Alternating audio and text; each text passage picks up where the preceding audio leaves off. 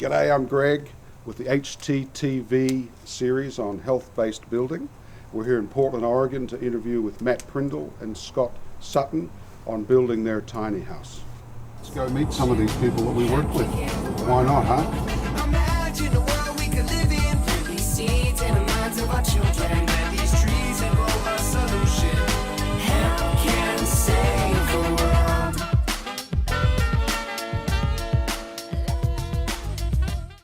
G'day. Greg, thanks for coming. Matt, how are you? I'm well. You?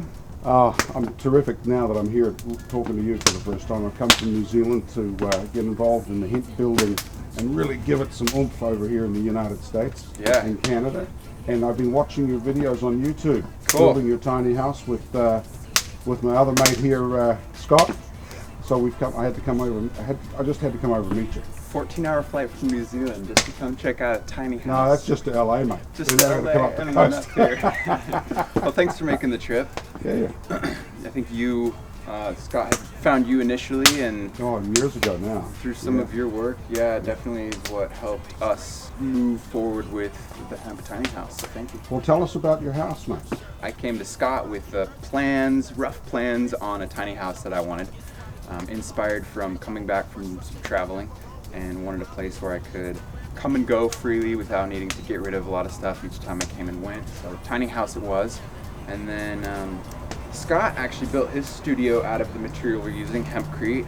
I knew nothing about it, but after a little nudge from him to look into it further, the more I looked into Hempcrete, the more I couldn't ignore that it was actually sustainable building material, and was really surprised why I've never seen it before, and figured the best way to learn more about it was to use it with a tiny house, not to mention a big house.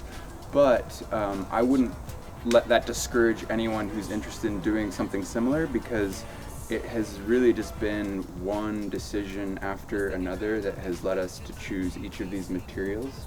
And each time the conversation comes up as far as what we want to use and why, it is very much energy, how much, what makes sense as far as living in a healthy space, making your surrounding a healthier environment, and based on that, we've chosen the materials we have. And of course, it also comes down to money, doesn't it? Yeah, absolutely. Because sometimes trying to build healthy sometimes costs a little extra. That's right? Yeah. It's like buying organic or conventional vegetables, isn't it? Definitely. Right. So can we start with the trailer? Because I'm interested always in the platform or the foundation that people are using. How did you decide, and where did you buy your trailer from?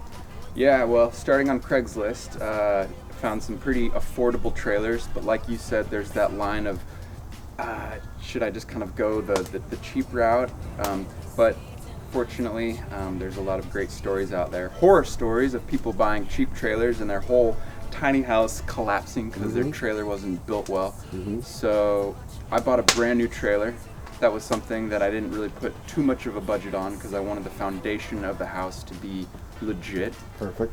So we put a couple custom things on there, welded on 4 leveling jacks on each side, and underbelly grate to keep the critters out. And then welded on some threaded bolts to anchor down the walls. Yep. So what in the end? What did you pay for your trailer? Trailer was about $3,000, a little more. Around. That's a really good price. Yeah. Actually. And what's the rating for that trailer? It's a double axle tandem. Double axle. I think it said 12,000 pounds. Around there, yeah, at least 10,000. 10 to 12. So call it 10,000 pounds, $3,000. What's interesting to me is that you've got a lot of lumber in that structure, and then you got magboard on it. Yeah. Oh, I'm thinking weight. I'm thinking. Yeah, we haven't weighed it at all yet, so. Yeah, we've moved it once, and that was prior to pouring the hempcrete. Went real well, real smooth, coasted nicely. But I'm very curious to see what the end weight will be, because we didn't expect to put in double framing walls initially. Double stick framing. Yeah. I've seen briefly inside before we started filming this segment the hempcrete that you guys have done, and I've had to see it with my own eyes. It's really good. I'm really impressed with the formwork you've done. Because normally people get tired after the second or third day tamping this stuff down, and you can see it's starting to get fluffier and fluffier. And I'm looking at your stuff, and it looks smooth all the way through. Really good job, guys. There was a couple pours where the I think the mixer was turned back a little bit too long with the lime in it before the herd got put in, and then didn't get tilted forward, and so the lime was not. There were some balls that had formed, and it wasn't because of fiber or dust. Right. And I think and that kind of created a little bit bonding issue, like Right. layer. And you're using, I think I saw in the shed that you're using batter chamber, aren't you? Which is the French binder. Now, the magboard you got, whose magboard is that? This came from Jetboard. Jetboard, okay, yep, we work with them. And the fasteners that you've used for the magboard?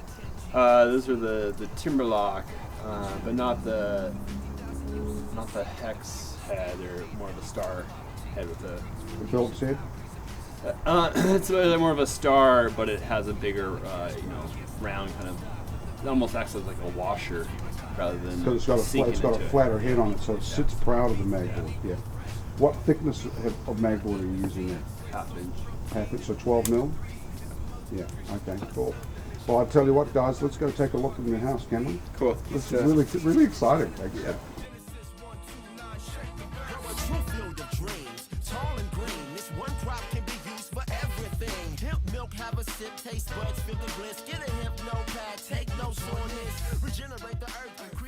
Tell us about some of the other materials you've reused and recycled into this developing, evolving, beautiful structure. I guess the one that you can't see that I really like is the Oregon wool that is from Rainier. Oh, really? Washington. Yeah, they have a farm up there and they harvest the wool. I think a lot of it's recycled. Some of it comes from Pendleton wool. Pendleton Cuttings from Pendleton wool company.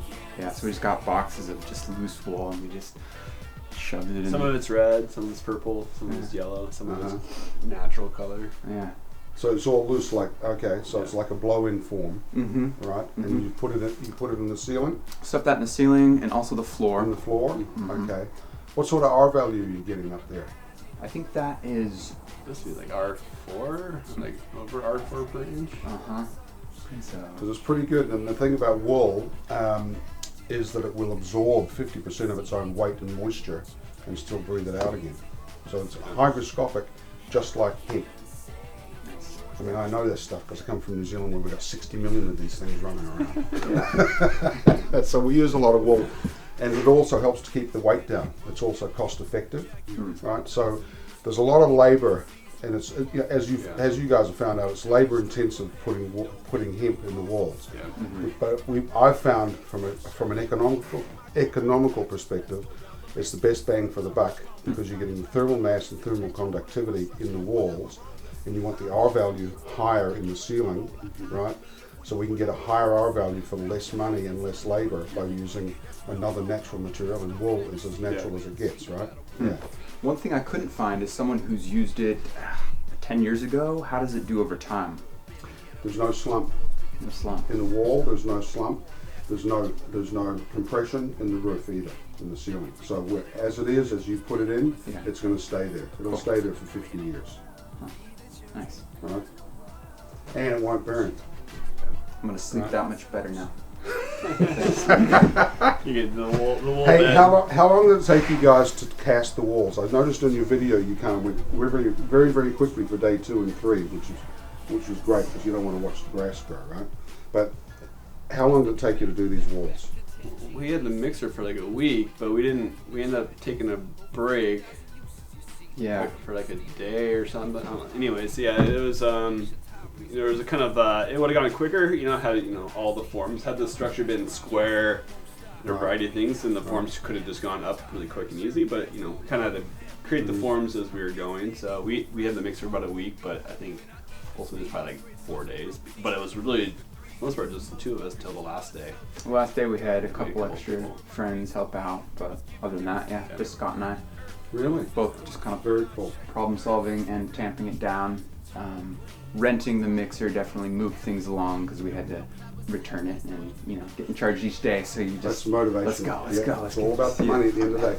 I noticed some areas that you've got some cutouts, indentations, reveals. Yeah. What are these for? I think that's one of the fun things you can do with Hempcrete is you can create these little alcoves that can act as shelves or just whatever you want really. So in the kitchen area here, there will be some cabinets that go here and then shelving that's recessed inside these walls here.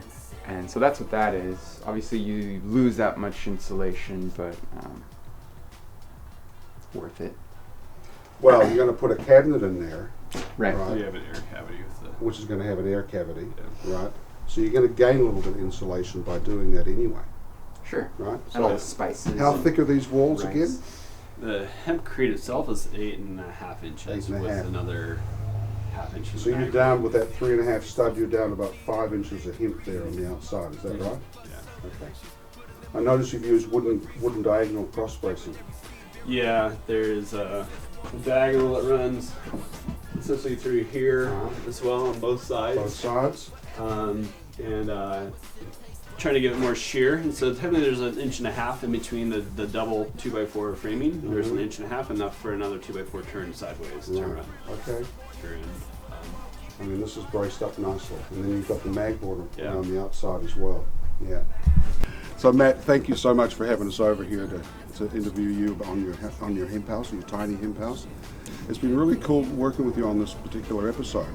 And maybe we can have you on as a co-host or something down the track. That'd be a lot of fun. Hey? I'd That'd be enjoy great. it. That'd be awesome, man. Thank you. Thank you. All right. Cheers, mate.